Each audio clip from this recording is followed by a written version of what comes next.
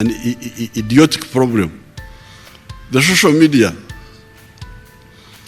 The social media apparently has been saying that Museveni is dead.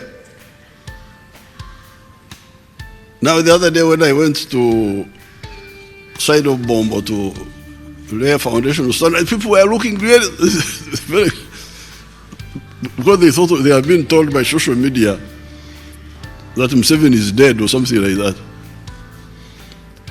So the security service needs also to solve that problem. I need to check with them to locate quickly the one who tells such a story, because you waste people's time. They should go for you. They should go for you, should locate you where you are, and we'll go for you. And if you are in Europe, then we denounce you. Say, go to hell. Now, for Karamoja, we are going to again launch a very serious offensive in Karamoja, and those people who are involved will regret why they are doing what they are doing. So, with these few words, I congratulate the new ministers, even some of the church leaders and mosque leaders. They said God was in the mosque. God is in the mosque, and that He's in the church. But when I read my catechism, 1957, I knew that God was in all places.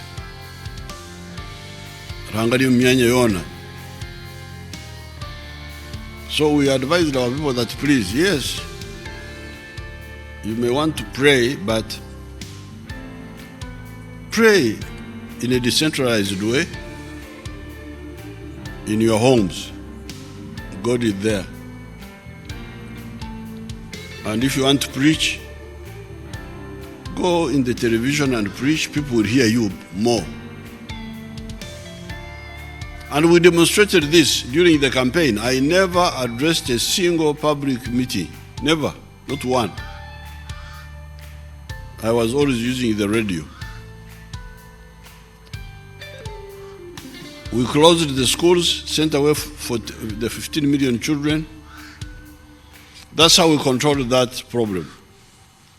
And by the end of, by February, March, very few cases in the hospitals, very few cases. But because of the other argument, people who were arguing and who were not agreeing,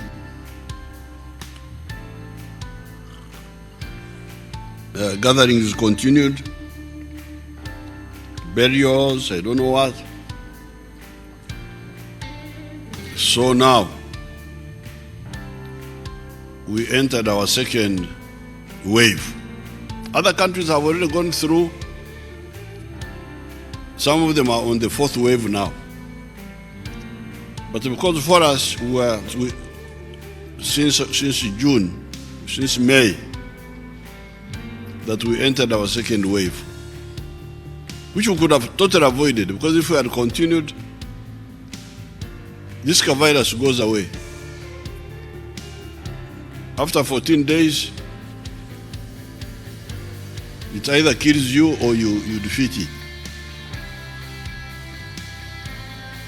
So with discipline, we could have avoided completely the second wave. But because of the indiscipline, we have had this second wave, which has now pushed the death, because before that we had only about 200 dead people from the beginning. But I think now we have reached almost 2,000.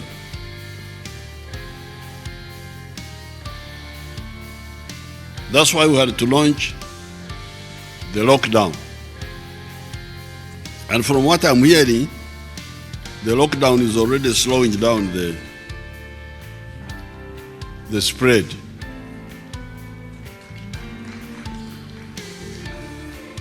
The other day I was in the cabinet and I was told that, the lockdown is working. I said, why? They said before the lockdown, when you would check 100 people for corona, 17 of them would be positive, would be having the virus.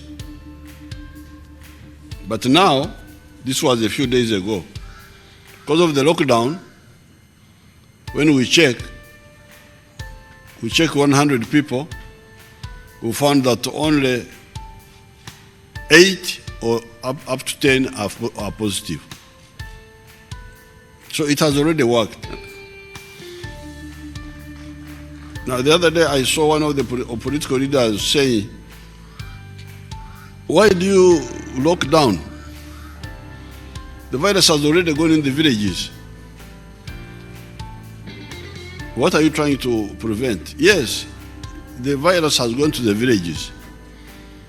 But let the villagers who are infected stay where they are. Let them not move. Because by moving, they are infecting more people. That is the logic. The logic is freeze where you are, don't move. Except the categories we are allowed, the ones who are bringing the cargo, bringing food and goods, the cargo and the security forces and the medical and a few other categories.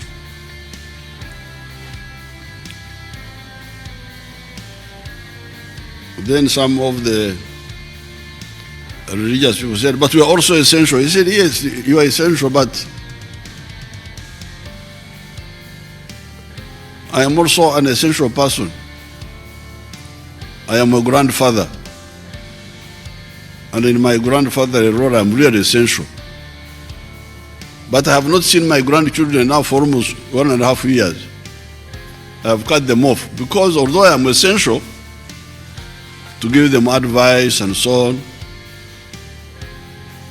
meeting them is dangerous. So I exercise my essentiality as a grandfather through the telephone.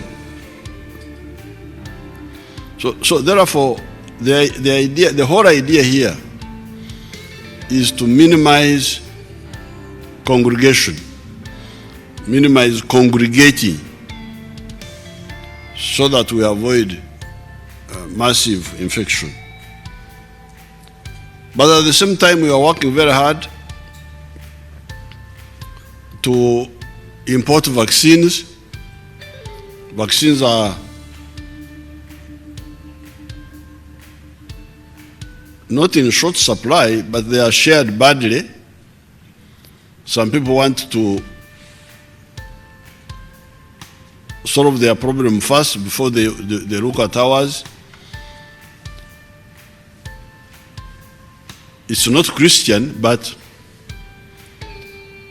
we now know. We now know that people who say they are Christians, actually they are not. And it's a good lesson.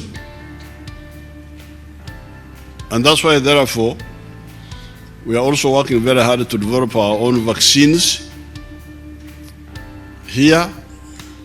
And we shall. We are moving very well by either bringing investors to produce their own vaccines here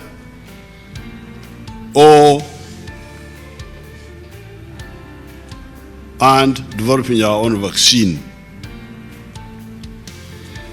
Some of our people are also working on the therapeutics. Some of our scientists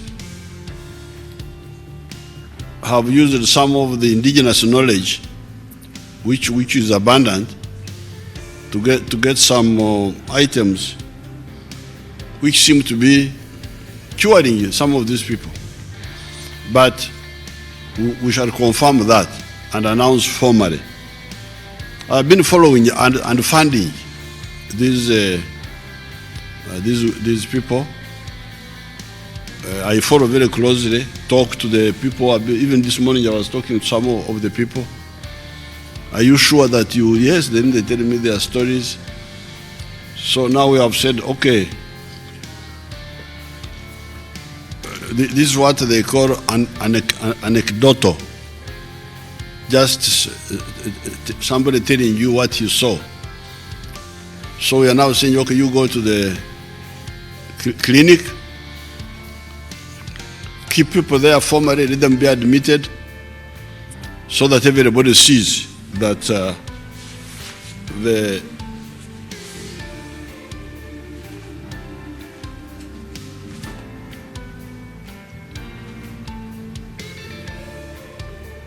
the medicine is working, and we can get money out of these sicknesses. That's why our new Minister of Science and Technology, Musenero, is talking of a pathogenic economy. Apparently there's more money in dealing with germs than even growing coffee. For us, we spend so much time growing coffee, bananas. I have been looking after cows for the last more than 70 years. But the people who specialize in germs and health and so on, they get a lot of money. Much more money than we, the coffee growers and the cattle growers. So we are learning now. We are going to make money from our germs. Like, for instance, I was very angry with some of these people. We are the ones who started Ebola here in the world. Ebola is ours. How is it that other people made a vaccine for Ebola when you are just sitting here? So we are really waking up. Unfortunately, we had educated a lot of the young people. They really can, if they are helped, there is nothing they cannot do. So that is on the issue of the corona. We shall defeat the corona. I appeal to people, just be patient, don't panic, don't rush around, don't panic. We shall defeat this. This is not like it's not even like AIDS. Because AIDS is not easy to cure. People stay with AIDS. The Kauka, the virus stays there. We suppress it with drugs, but it stays. It doesn't go completely. Unless we use these medicines of ours, our ancient medicines, which our scientists are now getting out. But these Western medicines, they can't cure AIDS completely. They suppress it. But this corona, even the body can defeat it without any medicine. And with the medicine, many people get cured. And it can be avoided. It can be avoided. So I appeal to Ugandans really to listen, stop empaka arguments, and be advised. And know that people who are pushing them are not their friends. Now, all our people have died, some of whom we know, like the late Awori, Chivejinja, Mans Tumboine, many people of the people we know. They were all right until this corona came. They were contributing. So that's one point I wanted to inform the country. The second one, you remember starting with about 4 years ago, No. Before we had rural terrorism. We had Kony terrorizing northern Uganda, ADF terrorizing the Rwenzori, attacking people, but we defeated them. The army developed capacity to defeat them wherever they were, whether they were in the forest or in the mountains, we defeated them. They then now started a new way, especially ADF, of sending smaller scale. You remember they started planting bombs here in the town. We defeated that campaign also. Then some years ago, about 3 years ago, they started now the method of assassinations. Started by assassinating the sheikhs who didn't agree with them. Then they assassinated John Kagezi, the prosecutor, because she was prosecuting them. Then they assassinated other people. Here they were using, in the town here they were using 3 things. Number 1, concealment. Number 2, large numbers of people, because in the town here we've got a large number of people. Number 3, fast moving especially by borders, by pikis. And you remember I addressed Parliament, I think it was in 2018, where I addressed a special session of Parliament, and I pointed out all these issues of urban-based terrorism. And I announced measures that we would take to defeat it. One of the problems I saw was the police was exclusively or largely still depending on human information. Who saw him, who was there, that type of the old approach. And my conclusion and advice was that, okay, you can continue using the human source information, but you need to also go technological. Introduce technological means of detecting and following up criminals. Of course, as usual, the skeptics were just laughing. Museveni is just talking, just threatening, he will do nothing.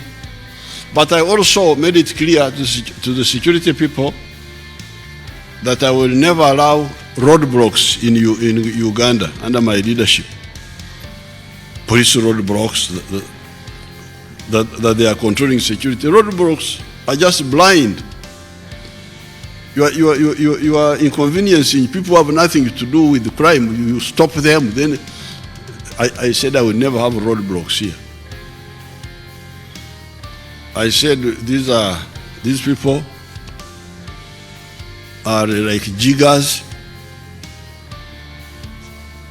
And when I was in the primary school at Kiamate, a few times the jiggers entered my feet. And I know something about jiggers. When the jigger used to go in your foot, you would feel the whole body, the whole foot itching. Now, if you are not wise, you cut off the whole foot. Because the jig has entered your foot, then you will be making a mistake. When you are getting rid of a jigger, you used to look for you would say in Runyankwele that we are looking for the eye of the jigger, the way it is, but not only where it is, but its eye, what they call the eye. I think it leaves a small gap where through which it is breathing. And then you go for the eye and you push, you get out the jigger like this. and you burn it in the fire. That's what I advised the police. I said, you look for the jigger, don't cut the foot. So now using these technologies, especially the cameras, and the other technologies they have not yet deployed. I announced them in my speech of 2018, but they took time. They have not fully implemented them. But the little they have done, when they were doing the other killings, Katumba, not Katumba, the Kawesi, Kagezi, the sheikhs, we had not put the cameras. When we put the cameras, they were a little bit like quiet. But recently they were stupid. They came out and tried to kill Katumba and ended up killing the daughter and the driver. But Katumba survived. But in showing themselves, bash. Thank you very much. We now went for them. They had covered themselves, thinking they are very clever, that if you cover yourself, we shall not know you. You can kill people and go away. No way, sorry. Yes, it takes a little bit of time, but our people were able to use, because they were on a video. I told the police, you show the whole public, you show because the police are fond of hiding that it is information. Inform everybody, you show the film, let everybody see. Put it on the social media. They did. But at the same time, they were studying very closely, and eventually they were able to, using certain other techniques, they were able to identify some of the people. And then we got hold of those. Those, of course, told us the others. And now we have broken that group.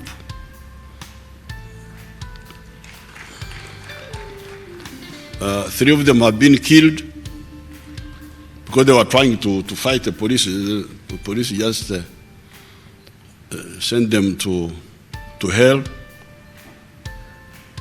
Then the others are going to be charged in court. But we are looking for the others. There are others who are not yet arrested. But we shall get them because we now know who they are.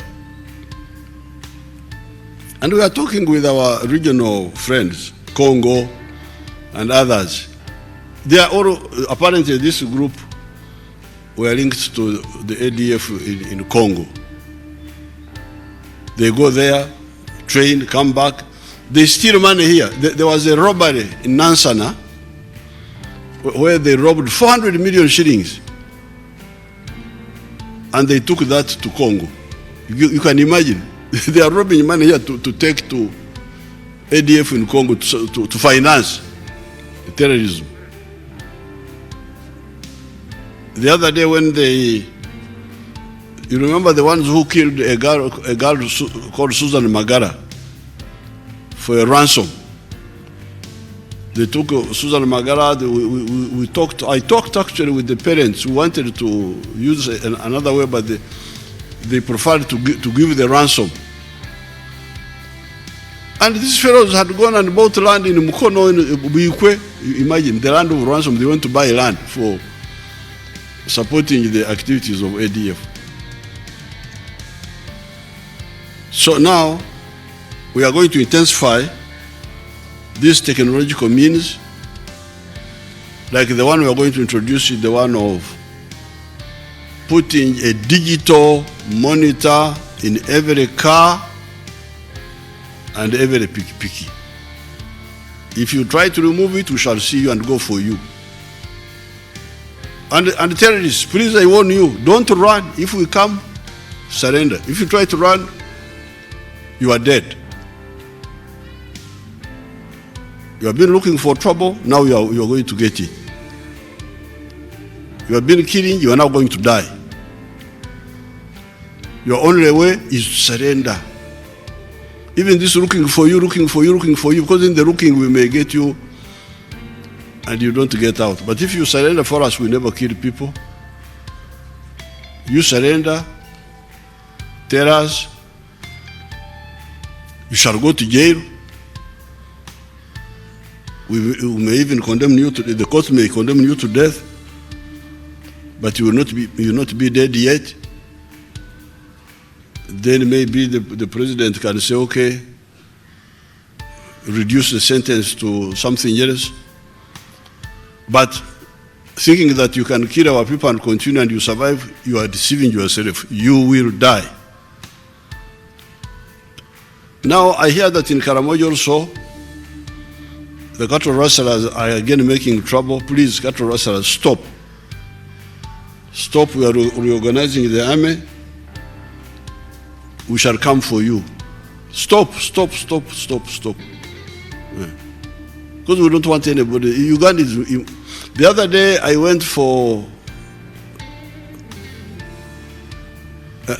another problem we need to solve. I don't think it is a security problem, but it is